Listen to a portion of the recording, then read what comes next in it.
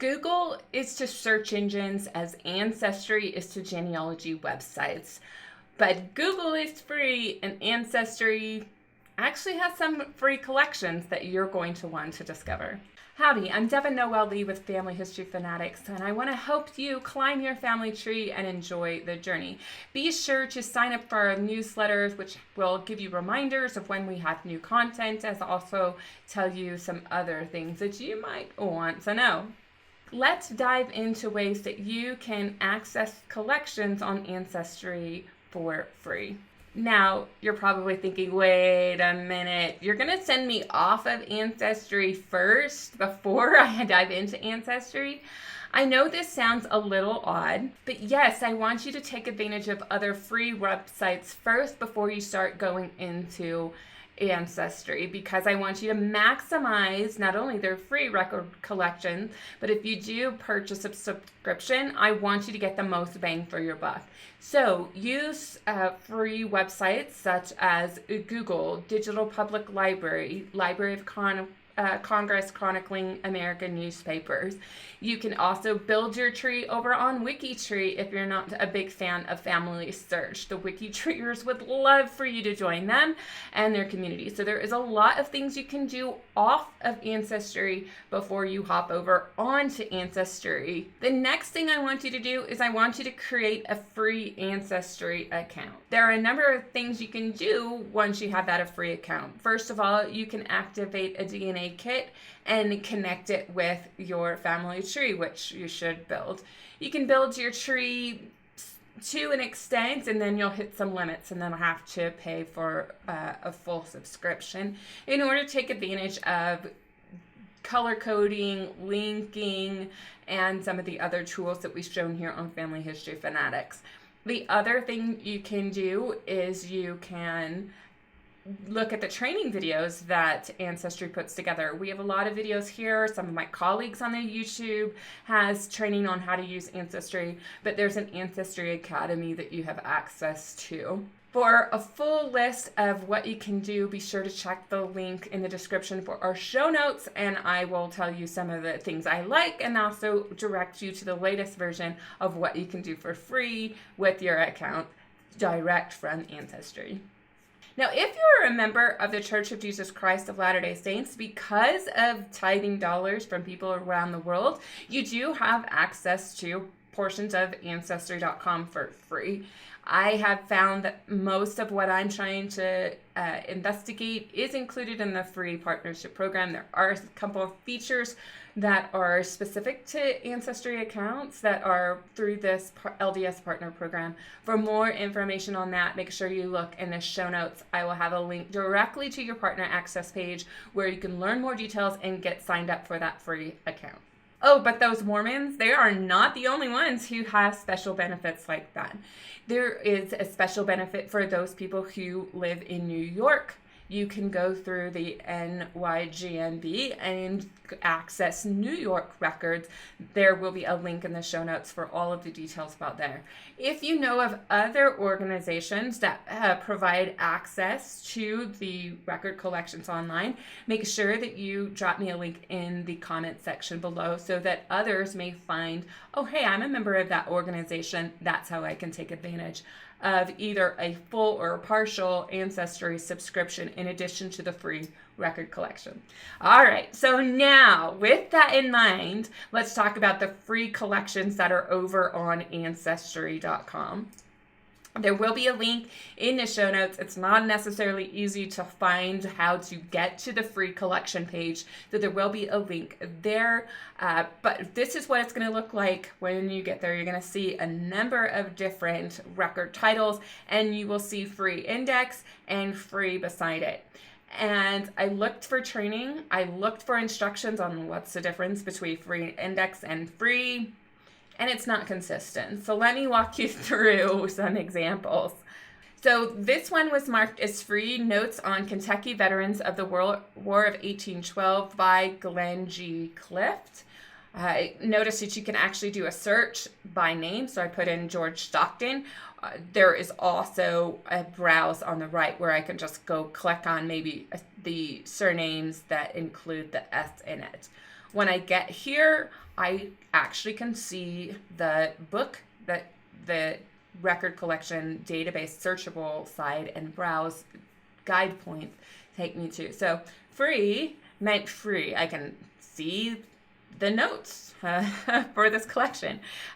Fleming, he was from Fleming County. He commanded a company of Marines. He returned to Fort Seneca. And where is it from? The Fayette County pension list. So perfect. I've got enough information to keep digging. Enough information to make sure I got the right guy, and enough information to keep digging. So that's free.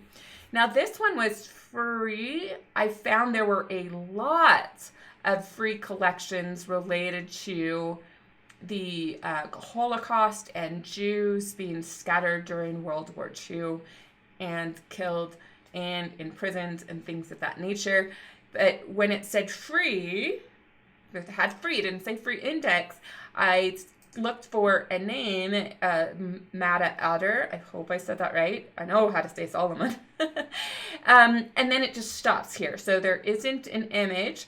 But what I could then do is I can go to the reference database, which is the Jewish Genealogy group, and then pursue this further. It may be that there isn't an image associated with this collection, and that may be why it just really is an index page, or it could be something more. Then I would advise you to go to the archive that is on that results page, and then see what's there. So there are no promises, but you do have to join the Jewish Genealogy Society in order to actually see what might be behind that paywall. If you are a member of the Jewish Genealogy Society and you can speak more to the different collections, go ahead and leave some thoughts in the comment section below. Lots of people read that and they would love to learn more about the collections you have on Ancestry and then what you have in the Jewish Gen. Help us know why we need to pay a subscription. Definitely go ahead and do that. So now here's a free collection that's listed as a free index, and it's kind of confusing. What I do like about the Ancestry free collections is there are things from around the world. This is one from Tasmania. On the left, you're going to do a search, and on the right, you can browse. That's why I'm starting to not understand the terminology. So here are the search results for Henry, and what I can do next is all going to depend on the particular collection. Sometimes you can get a prompt that says if you want to see the actual image, you're going to have to subscribe. Some collections actually take you to an image that looks like this, the image behind the index. It just all depends. Now, there were also collections marked web in front of it. And when you type in a name such as Reginald Marriott, you get to a result page that looks like this, and you'll see this icon up here, this visit the website icon. So there is an index, and it's available on Ancestry, and then you go to a website to see further details. And this was one from London Live. And I really like it because it's free and you can actually see some of these documents, but not all web index ones are created equal. Here's another web index, and then I get to this error kind of page. The error pages look different depending on the ones that are behind it. I think I know what happens with some of these collections where the index is on Ancestry, and then when you try to actually look at the website, it is broken. I hope Ancestry will go and cull out the ones that lead you to broken pages. From what I understand, because I'm familiar with some of the ones for Ohio that are free, is that it was originally donated by someone and they had a website, but they didn't maintain their websites, and so now their websites no longer exist, but Ancestry has that original index from whatever agreement they had with the person who created those websites. So if you see the broken link, it's not necessarily Ancestry's fault. The person behind the website may have stopped using that website for whatever reason. But know that this index was based on something originally. If you made it this far into this video, that means that you're enjoying our content. Now, there's many ways that you can continue to help us bring you the latest, greatest content, and that includes checking out our blog, becoming a channel member, hitting the subscribe button, hitting the like button, leaving a comment, sharing this video with your friends, and more. All of these little contributions helped us continue to make great content to help you enjoy your genealogy journey. So find a collection that is of interest to you. This is for my Aussie viewers. This is from Queensland. Index to government railway workers. I wish there were these for the B&O Railroad in Ohio, for my grandfather worked there, but yay, Aussies for this. You can type in your search terms. You can get your search results, but remember, when you get here, you have to sign up for the full account. But what can you do if you still need to make your research dollars stretch? Well, then I'd suggest you visit a family history library or an affiliate library. There are libraries all over the world, and there will be a link to this map to find those family history libraries that are available for you. See all those blue dots? Yeah, they're all around the world. And that's one way you can access the collection. You'll have to remember to take a way to save your digital images and save your discoveries or print them out when you're at the library. You will be restricted based on the hours of availability. I know when I was in Houston and I was a volunteer in one of the libraries, we only had one day of week for 2 hours of that day available for patrons to come in. So it's not ideal, but remember, free isn't always super easily accessible, but take advantage of these if you need to make your dollars stretch a little bit further. My other suggestion to take advantage of Ancestry for free is ask for this for a gift. Why not ask for Valentine's, birthdays, Christmas, Hanukkah, whatever gift-giving holiday you celebrate? Ask your relatives to give you that rather than more things to clutter up your house. And then you can take full advantage of Ancestry for a year. My other recommendation is that you be prepared.